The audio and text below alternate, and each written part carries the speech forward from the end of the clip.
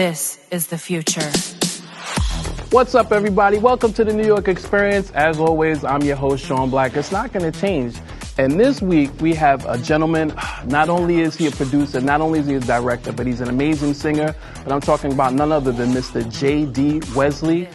I can't wait to get to it. But guess what? The New York Experience, it starts right now.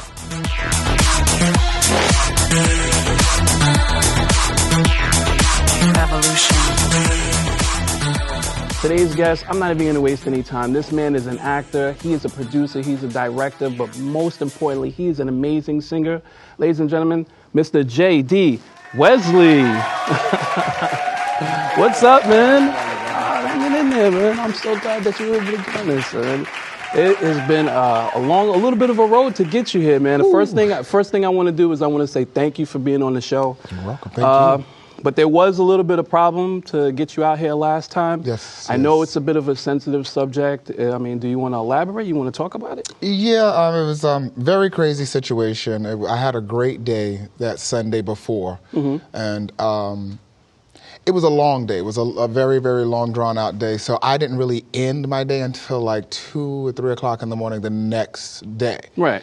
And where I live, it's a nice area, so I decided, you know what, I need to clear my head. Let me go out for a quick walk. Right. Wasn't thinking. It was right around the time of Halloween, and a lot of crazy things go on. Well, there's there's definitely a lot of crazy things that happen during Halloween. And like I said, it was about 2:30 in the morning, which I've done 101 times before. If I need to clear my head, I go out, I go for a walk, and I notice these two guys with full face masks on. Oh. So I take a fall back just a little bit. And I noticed where they were going. I'm like, okay, they're going that way. Well, I'll go this way. I'll go to the right since they're going that way. Right, to avoid the whole thing. Exactly. But I think they saw me. They noticed what I was doing, and they followed me. Wow. Because as I'm walking, I'll say about 5 minutes later, I noticed the footsteps coming up behind me, and both of them right there. Wow. So, I mean, heart's racing. I didn't know what to do. Right. What I did, I kind of did it the wrong way. I jumped up and I screamed really, really, really loud. Everybody keeps telling me I should have yelled fire. Right. Because the buildings around, that would have alerted them. No one wants to be in a fire. They would have came out and helped. The beautiful part about it is I turned all the way around, so they're in front of me, and I'm facing them this way, walking backwards. Okay. I mean, adrenaline is a crazy thing. Of course. And, of course. and I'm about to get emotional right now just thinking about it. Well, take it easy. I understand that. Like I said, if it's a touchy subject, if it's something that you don't want to talk about, but we appreciate you telling us honestly, because it's important, to be aware of your surroundings, be aware, especially when you're walking in the middle of the night, just be aware of your surroundings. That's why the major reason why I wanted to talk about it. But yes. I apologize. Continue. No, it's okay. And as I'm doing that, we're walking backwards. Well, they're walking forward, I'm walking backwards. There's an intersection light behind me. And in the nick of time, a car pulls up. Because the guy kept reaching in his pocket, and he was like, give me everything you got. And I'm like, what do you want from me? I'm screaming, what do you want from me? Give me everything. He's like, don't make me do this. I'm thinking to myself, I didn't see a weapon, but they could have had a weapon. But you don't know. Exactly. Absolutely, you don't know. And it was two of them. So as that car pulled up, they saw the car. And he was like, yo, let's get out of here. So they ran the other way, and I turned around and went the other way. It took me hours to finally go and give a police report because I felt embarrassed as a dude. Right.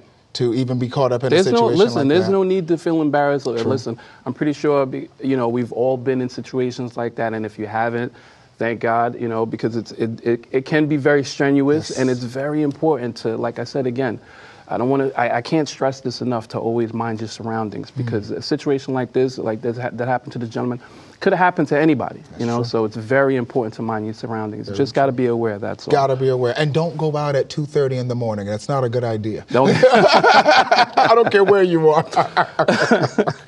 All right, well, I know that I was thinking about this the other day when I was thinking about J.D. Wesley, and I was saying, wow, that's a very unique name. Yes. Now, what is the background behind that? How did you come up with that? Well, my name is actually John Wesley Wilson. Okay. That's how I was born, and I'm named after my father, so I'm actually a junior.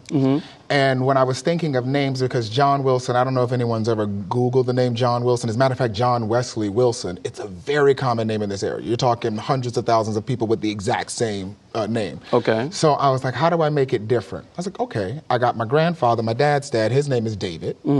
My name is John. My dad's name is John. Let me do 3 generations of my family bloodline. So I did John, David being my grandfather, and then Wesley being me. And then when I looked at it, I was like, okay, John, David, Wesley, that's too long. All right, break it down. JD, Wesley. And there you have it. And it's got my entire family bloodline in it. There you go. Now, like I said, very wonderful name. Yes. I'm pretty sure like it's going to take you far and wide. And listen, that's what we want, man. That's what we want. Exactly. We want you to go far and wide with it. Now, you said, what do you call it? We talked about this before, behind the scenes.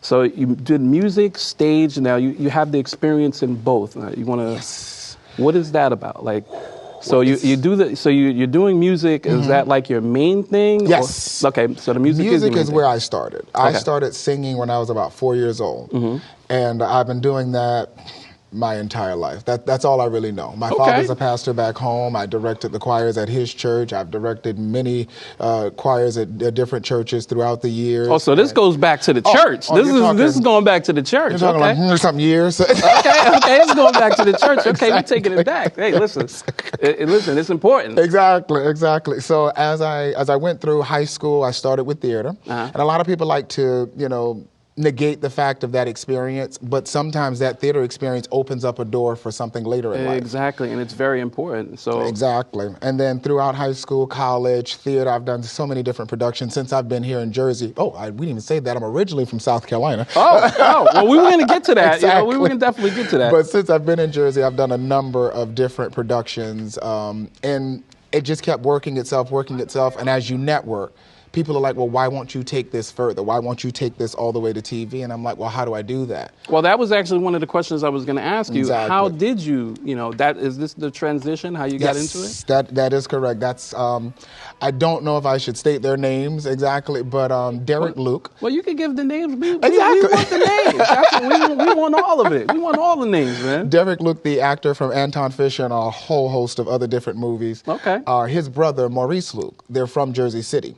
And I've worked with Maurice on multiple occasions, singing here, different places. We were actually at an open mic. And I asked him, I was like, Maurice, what is your brother doing? He's like, oh, he's making X amount of $1,000 per day filming some show or some movie. I was like, I'm in the wrong business. I got to change it up a little bit. Yeah, exactly. So sure enough, he's like, well, listen, do this. Here's this casting agency that you can go to. I think he said Sylvia Faye Casting. He's like, get you a headshot. Doesn't have to be perfect. They just need to see you. Right. Post it, and I guarantee you, inside of a week, they'll be reaching out to you. Absolutely. 7 days after I did it, I got my first job. Now that's a very important topic because one of the questions that I do get asked is how do you get started? There's a lot of different casting agencies. You just have to search them up. There's a lot of different casting agencies that are more than willing to help. There's a lot of them that are free. Some that you have to pay for. But, I mean, it's just something that you have to just search up casting agencies in your area and, just really take it from there, man. Exactly. I mean, just get out there and make it happen. Exactly. If you're not out there, no one will ever see you. Exactly. So what are some of your inspirations? I know you said that it was church, that was where it came from a little man. Like he was a little man, you was in church. So Very young. Yeah. So what are some of your other inspirations? My biggest inspirations, and I can only really talk about the ones from music because that's what started it all for me. People like Shirley Caesar, if you've never heard of her, she's like the first lady of gospel music. Donnie McClurkin, they call him the voice of healing. Most importantly, Luther Vandross. What can't you say about Luther Vandross? And the biggest thing I can say right now is I miss him dearly. I wish he was still here, absolutely, molding and shaping the music community. And another one, Mr. B.B. Winans. These are the voices I grew up listening to. These are the voices that kind of carved out the person that you see today. Okay. And then now that also went into performing as far as acting. The Denzel Washingtons out there. Of course. Was it a Cuba Gooding Jr.? Those are the people that made me say, this is something I actually want to do. All because they were inspirational to me then, and they're inspiring me to move forward now. I was going to say they inspire me now. Exactly. They inspire me now. This is part of the reason why I'm out here. They inspire me now. Exactly. So, all right, dealing with the acting part of it, what are some of the trials and tribulations that you can speak of? There's so many. I think the biggest thing is knowing your craft. Everyone is different at acting. Everyone has a different, I like to call it the niche. Okay, yeah, And, definitely you have to have a niche. You gotta have it. Exactly. Yeah. You have to have that. And just because one person does well here, you're going to do, you're not going to do the exact same thing. Everybody's path is different. Absolutely. The biggest thing is the auditioning. You have to fall in love with auditioning. If you don't fall in love with auditioning, you're not going to get anything because you're still new. No one knows who you are, so you got to get out there. The casting directors need to know who you are and what you can actually do. Absolutely. And one of the things that I was taught was don't be afraid to hear the word no because you're going to hear it a lot, but you have to just want to keep going. It has to be in you to hear the word no and not take no for an answer and just continue on. You're going to hear it a lot. It's just a part of the game. Exactly. You got to be in it to win it. So that's really important. I was even told that you're going to get about 100 auditions before you land that first one. And honestly, 5 different people told me that, and they're absolutely correct. It's been well over 100 auditions before I started landing the first one. Well, yeah. So what are some of the early works that you've done? Ooh. Like what have you been working on, as far as pretty much the early stuff? Like what did you start out doing? Like what, like some of the filming that you did and then you moved on from that? The very first project I did, and it was a regular background role, and that was on Daredevil. Okay. And that was through Sylvia Faye Casting. Okay, that was that. And from there... I don't think they're around anymore. They are, it's just that they're trying to revamp. They're trying to rebrand, every once in a while... They sent me an email the other day. Every once in a while they'll send me an email, and I'm like, I don't remember you guys. I don't know what happened, but... I hope God bless you guys are doing good out there. Casting. But that, and I remember doing a Pose, the show Pose. I got like 3 or 4 weeks of work. And that's a big show. That was a very big show. Very popular show. Very popular show, and I'm glad to have worked on it because it kind of opened a lot of doors and bridged a lot of gaps. From there, I'm trying to think of all of them, but when it comes down, I started 5 years ago, and it's been a lot of shows since then. Okay. So I can't. So what are you working on right now? Right now, a couple of commercials in the way. Okay. Just finished a diversity project for a company, and I can't remember the name because we do so much work sometimes. But that was a very good video because it talked about the differences between male and female on the job site, and how sometimes the male seems to be the dominant and they kind of denote or minimize the female. Right. So that's the whole scenario that we were presenting. That's important. Very important. It's very important. Very important. And I'm working on another commercial coming up in December, beginning of December, and that one is for the National Science Foundation in Maryland. Okay. So, and I don't even know what the entire theme of that is. My agent sent it to me. She was like, "You're booked." I was like, "Great." And how much? And honestly, that sometimes, listen, you know the deal. Sometimes that's all that we want to hear. We want to hear you're booked. You're booked. Let's go. Exactly. And you don't care what it is when you get there. I'm booked. I'm showing up. But what time do I have to be there? I'll be there. And that's pretty much it. That's all you want to do. I even just did a NYU student film. Okay. I was very happy to book that. Actors, don't be afraid of booking student films. That's how you get a good reel. Because they're young and they've got all of this information, they have all this technology, and they know how to make it happen. So, hey, book it. Trust me, book it. There you go. It might not get paid, though. Very important. Very important. Absolutely very important. Yeah, but a lot of stuff and some music things coming up. I have a friend that just brought me in to do a youth explosion concert in New Jersey. Oh. And that's on December 3rd before I go to film the commercial. So it's a lot going on. A lot of great things, a lot of wonderful things, and I'm looking forward to it all. All right. Well, we're actually going to be showing one of your music videos today. Yes, we're gonna be coming back from break with one of J.D. Wesley's music videos right after this. This is the future.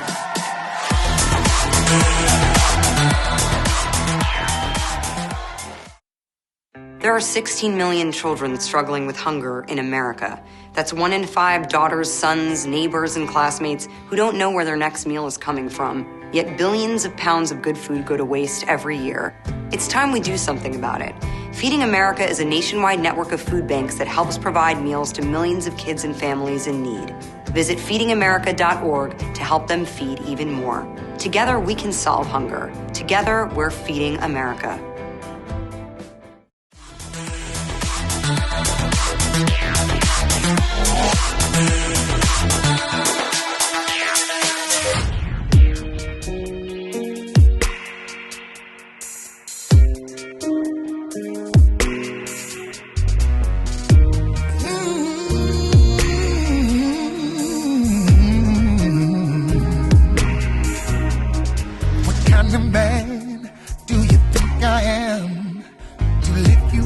up just to let you down.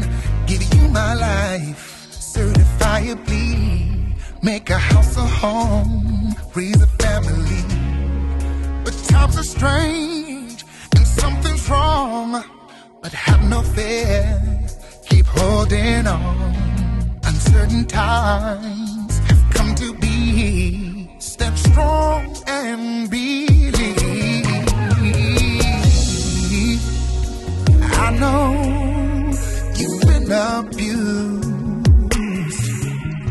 lost and confused, don't know what to do.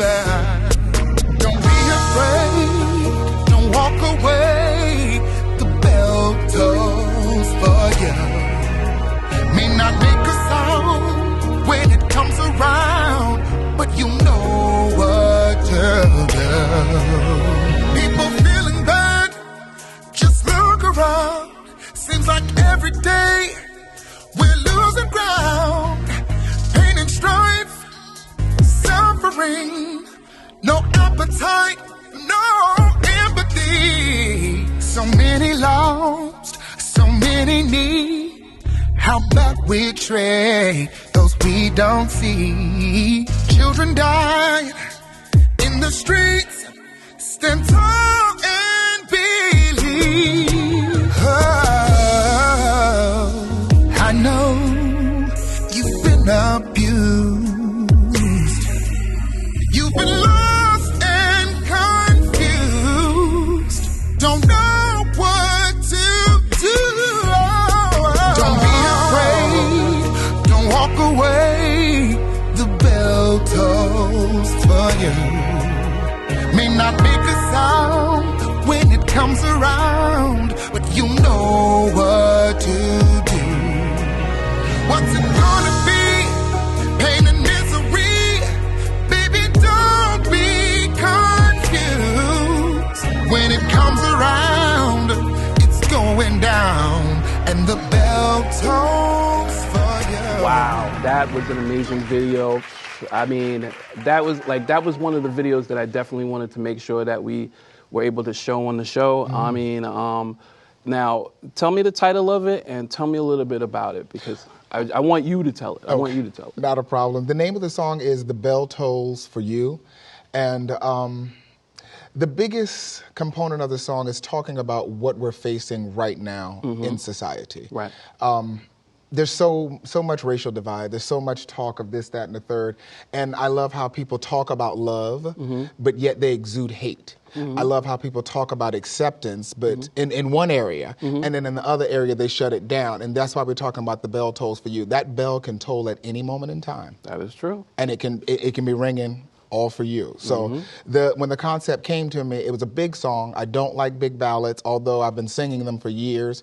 It takes a lot of energy to exert a song like that and belt out those notes. But after we got in the studio and we started recording, I was like, you know what, this is going to touch a lot of people. And it comes, from the heart. So yeah, that was definitely one of the, like I said, I listened to a couple, but that's the one that I heard, and it was really touching. And I said, this is the one that we're going to play on it. But not for nothing, you just pointed at me and said the bell could toll for you. And I'm going to be honest with you, I was a little like, wait, are we talking about me? Like, is the bell on now? No, I just don't want it to be for me. Exactly.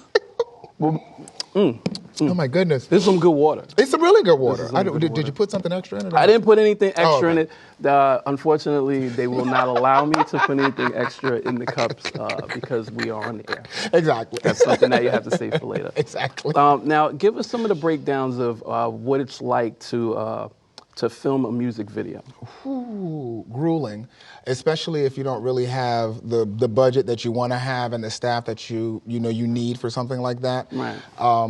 But for this particular project, it was great. It was 3 of us. Okay. You had the guy who produced the song, the guy who recorded the song, and the guy who was filming the video, all in one. Right. His son, his wife, and actually, so 4 of us and myself. Okay. And we made it happen. We were right there in Newark, New Jersey. We got all our scenes, and then a couple of scenes we got in Union Square in New York. Wow, I gotta say, it came out amazing. Thank you. So now, you just mentioned, now, were you a producer on that? Because I know that you are a producer. Yes. Okay. So you can call me a producer, but because it was just a small crew, I just kind of stepped in and I made sure that anything that was lacking, I just kind of helped him out with it. But everything was mostly him, and I was just the artist for that one. Okay, so what are some of the projects that you've been a producer on? Oh, wow. Well, it's actually production manager. Production manager. Okay. Well, I just finished up a feature film. Okay. That was, it's called Lost Nation, and it was done through Semester Cinema, or Cinema Semester. It's also, we had students, and we had an entire crew. We started the filming in Nantucket, Massachusetts, and then we went to Vermont. That was earlier this year, from March until about May. Huge project. I was actually supposed to be a production coordinator, not the production manager. I kind of ended up in that role because things got flipped and a couple of people left the project. Right. So very, very stressful, but it was a moment of how can I say it, concentration and finding out exactly where I am and how I'm going to move forward. Okay. So I thoroughly enjoyed that one. So now, what are the differences between, because I know that you do the singing, you also do acting, so where was the transition to even become a production manager? Well, for me, I have the gift of gab, as you can hear. I would have known. I would have never guessed. That. But I was on set one day, and I'm looking at all these people moving around. I'm like, okay, well, what is that guy doing? It's like, oh, he's a G&E. He's a grip guy. I was like, oh, okay. And this person over here, well, that's a PA. I'm like, oh, okay, well, what does that mean? Production assistant. So that's when I got into it and started really understanding all these different roles. I said, as a former executive assistant for corporate America, I can do some behind-the-scenes stuff, too, in case acting doesn't take off right away. This man is giving us his entire resume. Do you hear this? This is amazing. Listen, keep going. I'm enjoying it. Go for it, man. Go for it. So I ended up finding a PA gig for an up-and-coming pilot show. Okay. And I did that, and then they referred me for another PA gig, and then they referred me for another one, and so on and so forth. And the snowball just keeps going before you realize it. Exactly. And the crazy part about it is I started doing acting in 2018. And within a year, by 2019, I was already a production manager, production coordinator. So that's now been on my resume now for the last almost 4 years. Wow. Wow. So you also said that you did some directing as well. Exactly. I did some small projects. Hey, listen, small projects, they add up to large projects. Come on, man. You got to talk about it. Don't say nothing small. Listen, it all adds up. That's I just don't want people to say, oh, well, where can I find it? I'm like, some of it is not even posted yet. That's okay. But I did some some things that I wrote. And I actually did them in my apartment. Listen, somebody may see this and say, oh, you know what? We like that man. We're going to have him come over and, maybe be the director, assistant director, second AD, something. Listen, there you go. As long as you're in the room, you're good. There you go. Let's talk about it. Now, recently, I've done second AD for a RuPaul's Drag Race promo. Oh, okay. That one was hot. There you go. That was absolutely hot. And then I also did second AD for, I don't know if you heard the song, it's called Wave Gods by Nas and A$AP Rocky. I think I've heard of it. I was second AD on that project. Okay. That was hot because they had their entourage, they had all the liquor, they had the lights. So what was that like? Oh my God, it was crazy. Nas is absolutely amazing, as long as he had what he needed. A$AP Rocky, people think that some of these some of them are. Well, yes, there's always going to be some. But those two that day, absolutely amazing. Okay. Absolutely. I enjoyed it thoroughly. All right. So you also said that you worked on Law and Order. You had so what was that like, man? Because I've worked on Law and Order, but I want to hear your experience. What was that like? It was Law and Order, organized crime. Okay. I was late that day. I was getting myself together, and the PA came in, and she was like, okay, we need somebody to handcuff the perpetrator, the criminal, the fugitive. And that was probably the principal for the exactly. Day. As we explained to you before, the principal is the number one. He's one of the number one people. He's co-starring in the show. That's correct. And he'll be working with him. So let's talk about it. So I threw my hand up, and I'm thinking to myself, I'm like, you really don't know how to work handcuffs, and your experience is a little bit unconventional. So we won't go any further with that one. But I threw my hand up. She selected me, and she was like, okay, you're going to do it. There's somebody on set that showed me how to do everything. That was an amazing day because the shot, it was at least about, oh my God, I'm going to say 3 hours just to shoot that one scene. And I said it's 15 seconds, but once you count it, it's actually 26 seconds of fame. And I look great on camera, too. listen, man. I'm pretty sure you can see. Like we do our best to make sure that you look amazing. You know, so I'm pretty sure that Law and Order, they did their best to make you look amazing. Exactly. So now I know you had another music video, and I wanted to talk about that as well. It's called Favored. Yes. What was that about? That song was, right now, that's my biggest hit to date. That's the song that did chart. I think it got to number 59 on the Billboard Gospel Indicator charts. Oh, wow. And that song was on the radio up and down the East Coast, multiple different places. Favored is a beautiful song that just talks about your favor with the one upstairs. Okay. And a lot of people feel because of things that happen in their life that they aren't favored, but you know, I'm going to speak directly into the camera on this one. You are favored. God has smiled on you, and you just need to keep moving forward with what the universe and God has planned for your life. Don't let go of your dreams. Don't let go of your goals, and stay focused. There you go, man. Listen, I couldn't have said it any better. I mean, and this is one of the reasons why I want to have you on the show. I knew you were going to get on. We were going to have a great time. Yes. And there was so many, you know, things that you were going to be able to explain to us, bring to us. But one last topic I wanted to talk about. It's still in the same area with Favored. Okay. What really gave you the inspiration for that? When did you wake up and you said, this is it? Well, I didn't write it. Let's just say that Key Love Music Group, Hassan Smith, he wrote the song. And he wrote it a while ago. But when I came into the picture and they signed me to their production company / label, he kind of transitioned it a little bit as he heard more from me and we dealt with each other. And he was like, this song is going to be that vehicle to take you to the next level. And he was absolutely correct. Wow. Because so many people love it. So many people cleave to the song. I just did an interview on Clubhouse, I think like 2 weeks ago, all because of that song. The lady said she heard it. Her name is Mama Sue. Okay. And she said, I love this song. I listen to this song every single day. I'm like, well, God bless you. Well, listen, I'll tell you, I love this song. JD, I am so happy that you were able to come down and spend some time with us. I think that this was definitely inspirational. A lot of people, you know, they needed to hear that. But we're out of time, man. So we gotta bring this to a wrap. We're gonna see you on the next one. We hope you had a good time. We hope you tune in for the next one. And we are out of here. Peace. Yes, he had my back. That's how I know that I'm blessed that I am. Don't know why he does it, but he does. There's no greater love. Can somebody say, oh, baby.